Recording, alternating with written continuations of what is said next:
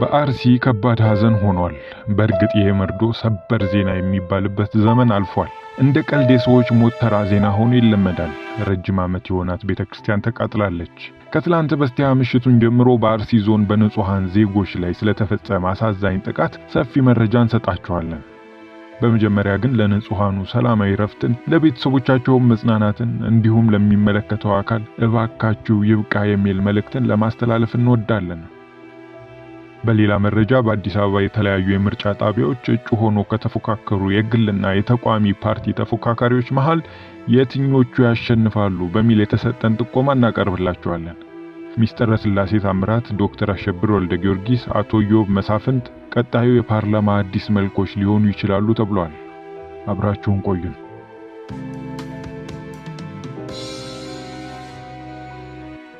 የአርሲ ሰቆቃ። ብፁዕ አቡነ ኤልሳ የአርሲና ሶማሌ ክልል ጅጅጋ አህጉረ ስብከት ሊቀ ጳጳስ በምስራቅ አርሲ ሀገረ ስብከት 13 ኦርቶዶክሳውያን መገደላቸውን፣ ከ280 በላይ ምዕመናን መፈናቀላቸውንና የ101 ዓመት ቤተክርስቲያን መቃጠሉን አሳውቀዋል። ብፁዕነታቸው በደረሰው ጥቃት ሐዘናቸውንም ገልጸዋል። ብፁዕነታቸው ከግንቦት 23 ቀን 2018 ዓ.ም ጀምሮ በአርሲ ሀገረ ስብከት በአሰኮ ወረዳ፣ በሽርካ ወረዳና ሆንቄሎ ዋቤ ወረዳ 13 ኦርቶዶክሳውያን ሲገደሉ የ101 ዓመት ዕድሜ ያለው የጠላታ ቅዱስ ገብርኤል ቤተክርስቲያን ሙሉ በሙሉ በእሳት ወድሟል ብለዋል። የካራ ኩፍተና መድኃኔዓለም ቤተክርስቲያን ላይም ዘረፋ የተካሄደ ሲሆን ምዕመናን ጽላቱን ይዘው ተሰደዋል። መኖሪያ ቤታቸውም ተቃጥሏል። የተገደሉ ሰዎችም ስም ዝርዝር እንደሚከተለው ነው። አንደኛ አቶ ደምሮ አበራ የ70 ዓመት ሰው፣ ሁለተኛ ከፈለኝ ልክ የለው የ56 ዓመት ሰው፣ ሶስተኛ ኃይሉ ንጉሴ የ70 ዓመት፣ እሸቴ ዳመና 42 ዓመት፣ አበባየው ዳኜ 42 ዓመት፣ ሰሙ አባይነ 70 ዓመት፣ አንድ ሚሊሻ ዕድሜው ያልታወቀ፣ አማረ በላይነ 80 ዓመት፣ ተሬ ደሴ 25 ዓመት ወጣት፣ ገነነ ጥላሁን፣ ሙርቴሳ ጥላሁን፣ አቶ ንጉሱ ማንደፍሮ፣ አቶ በቀላይ ለሚካኤል። እነዚህና በተጨማሪ በአሰኮ ወረዳ ከ280 ሰው በላይ መፈናቀሉን ብፁዕነታቸው ጠቁመዋል። በመሆኑም ኦርቶዶክሳውያኑ ተወልደው ካደጉበት ወልደው ከሳሙበት ቀያቸው በሃይማኖታቸው ብቻ ቤታቸው እየተለየ ተቃጥሏል። ንብረታቸውና ከብቶቻቸው ተዘርፈዋል። ከጥቃቱ የተረፉት ነዋሪዎችም ይዘውት የሸሹት እምነታቸውና ማንነታቸውን ብቻ በመሆኑ አሁን ላይ ሜዳ ላይ ወድቀው ይገኛሉ ተብሏል።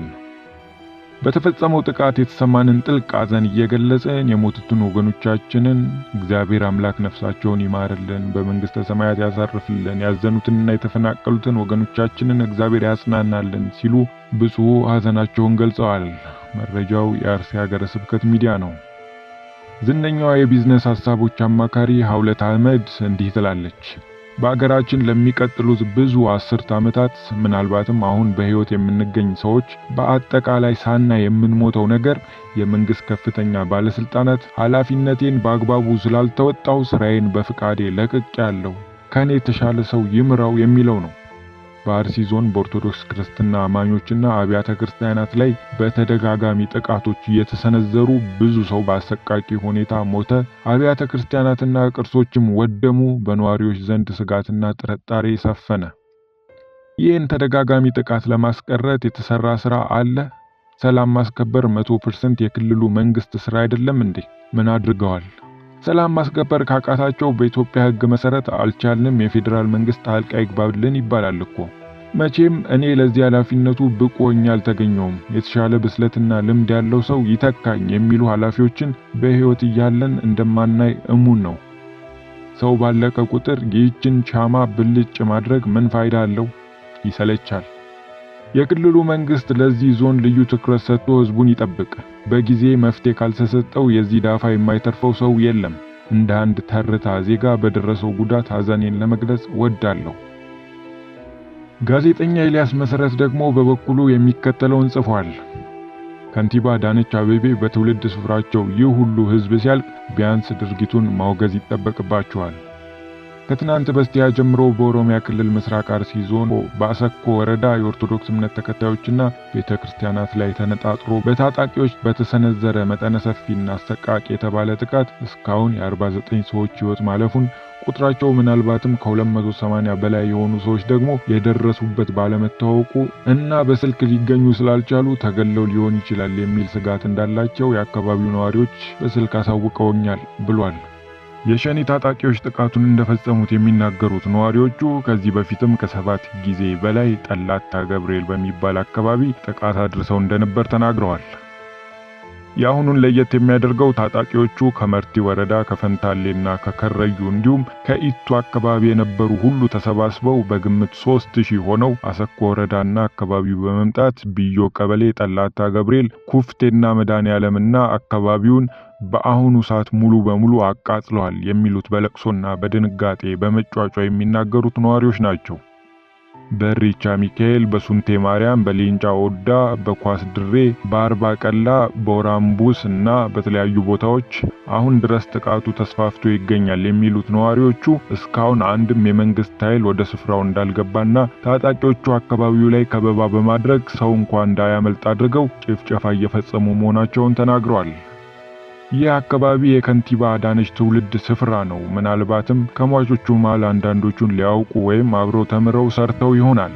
ታዲያ ሌላው ዓለም እንደምናየው በፍጥነት የጥቃቱ ቦታ ላይ ሄዶ ህዝብን ማረጋጋትና ማጽናናት በአካባቢው በቀጠለው ጥቃት ምክንያት አልተቻለም እንበልና በትውልድ ስፍራቸው እንዲህ አይነት ዘግናኝ ጥቃት ሲፈጸም ነፍስ ይማር ለማለትና ድርጊቱን ለማውገዝ ምነው ተሳናቸው?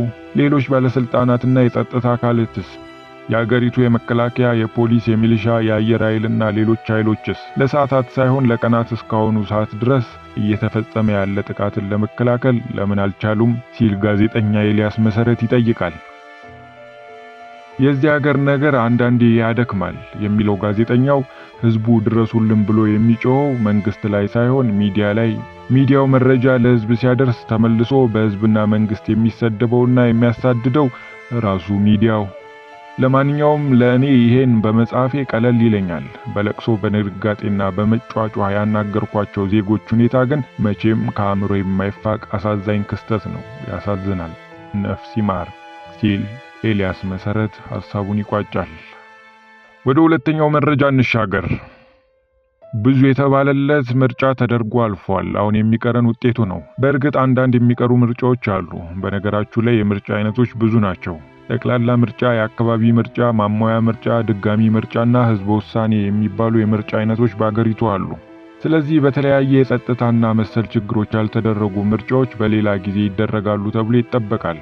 እንዲሁም በአንድ ምርጫ ክልል ተወዳድረው እኩል ውጤት ያመጡ ተመራጮች ካሉ ደግሞ ዳግም ምርጫው ሊደረግ ይችላል። ከዚያ ባለፈ የሚጠበቀው ውጤት ነው። ውጤቱ ይጠበቃል ስንል የተለየ ውጤት ይመጣል እያልን እንዳልሆነ ነፍስ ያወቀ ይረዳናል። ስለዚህ ጥያቄያችንን ዘንድሮ በህዝብ ተወካዮች ምክር ቤት ውስጥ የምናያቸው የተለዩ መልኮች ይኖሩ ይሆን ወደሚል እንቀይረው።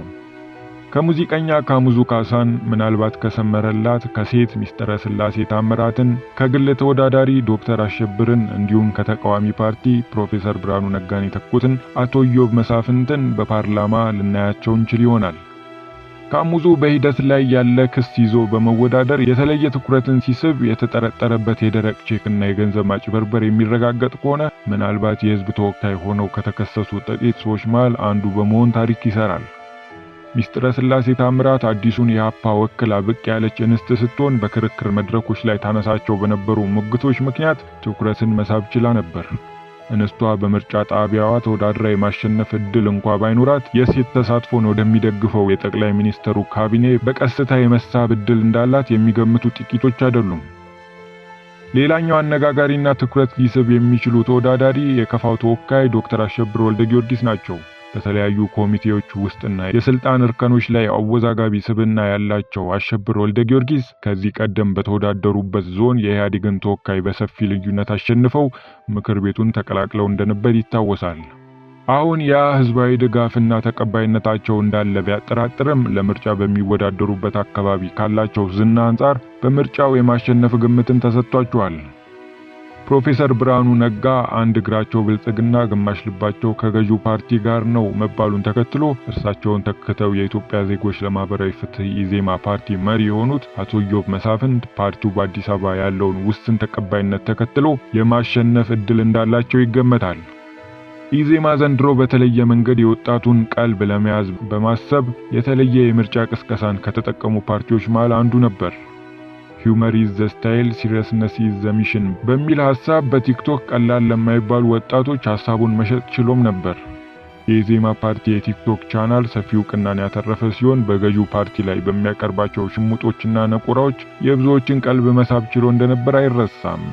ይህም ለፓርቲው የተለየ የመመረጥ ዕድል ይሰጧል የሚል ግምት ባይኖርም የፓርቲው ሊቀመንበር በተወዳደሩበት ክልል የተሻለ ትኩረት በማግኘት በግል የማሸነፍ ዕድላቸውን ሊያሰፈው ይችል ይሆናል።